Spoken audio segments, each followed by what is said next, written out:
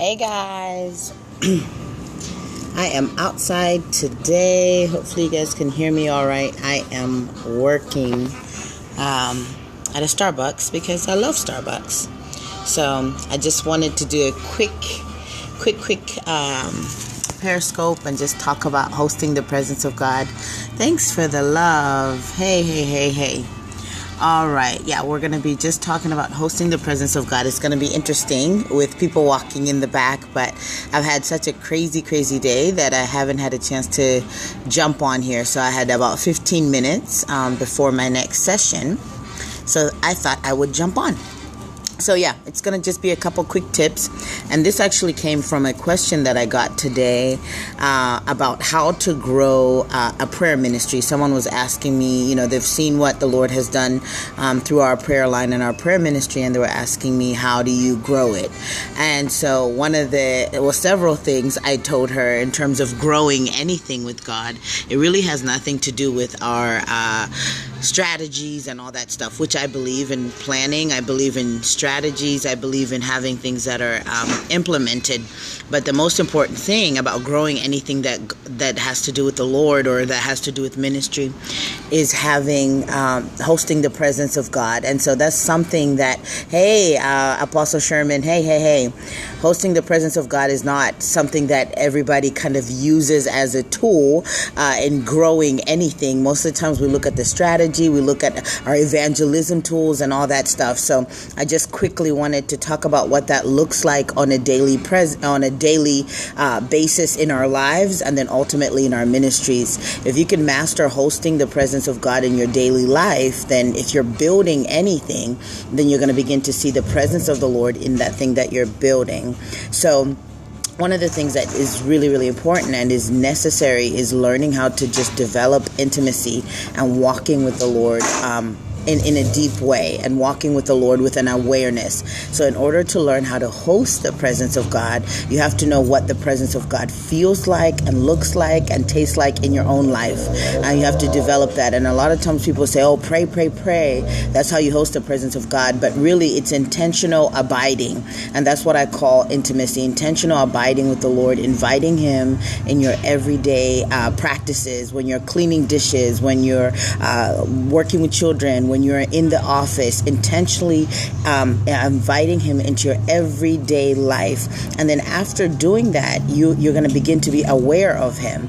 I saw a quote today that said that those that host His presence in private can feel His presence in public. And so if you have an awareness of what that feels like and what that looks like, then you're going to be more intentional in cultivating it.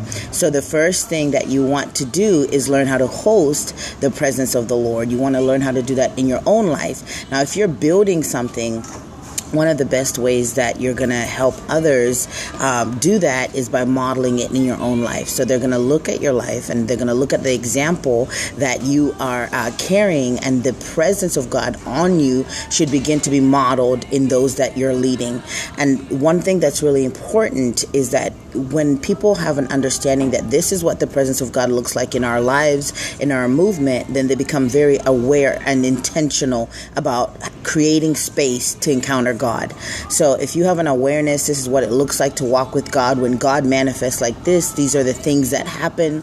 Then the next thing that you're going to do is that you go ahead and you create a space for the presence of God. So it's really important to be aware of what it feels like in your own life. It's important to be intentional in creating that space. And then the last thing that's really important is in everyday moments, inviting Him into your presence, inviting Him into your daily walk.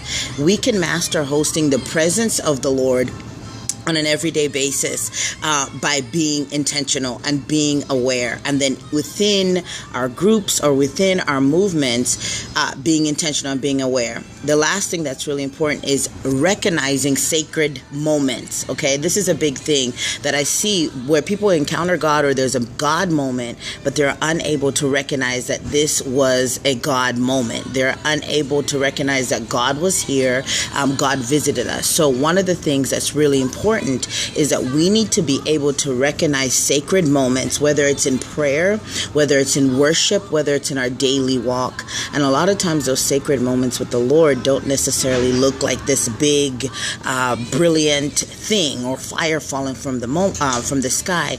But if you are aware of His presence, if you're sensitive to His Spirit, when you have those sacred moments, then you can steward them well. Because one of the things that happens with movements or people or churches is that we are unable to steward the sacred moments when God is present. A lot of times we just keep talking or we keep singing, and a lot of times I've had to do this in our meetings, like, hey guys, stop, slow down, God is here, let's acknowledge that God is here, and let's make this sacred. Hey, Pastor Jamal.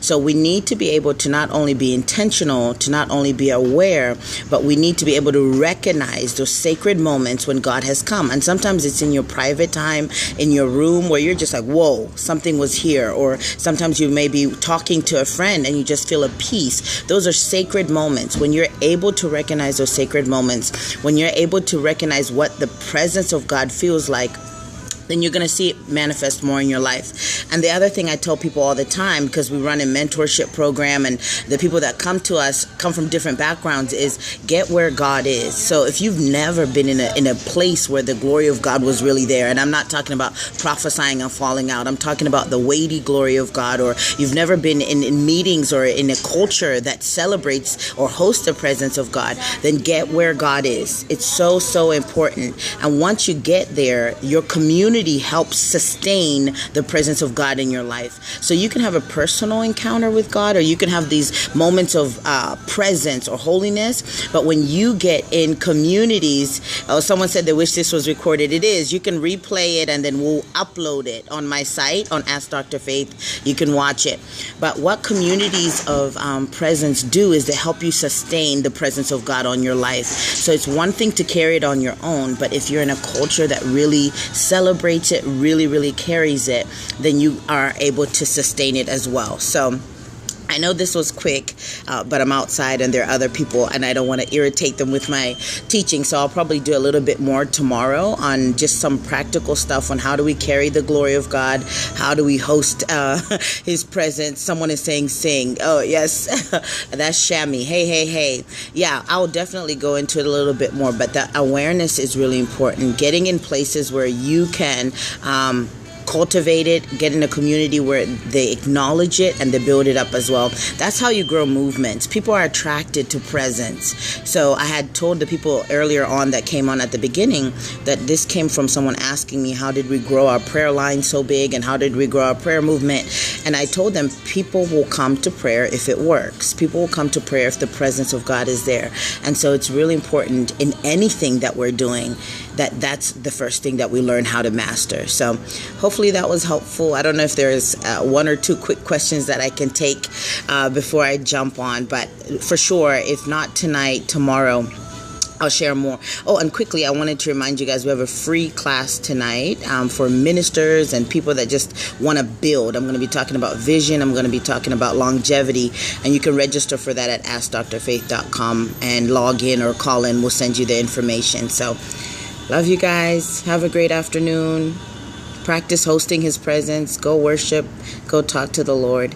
And we'll talk more about this tomorrow.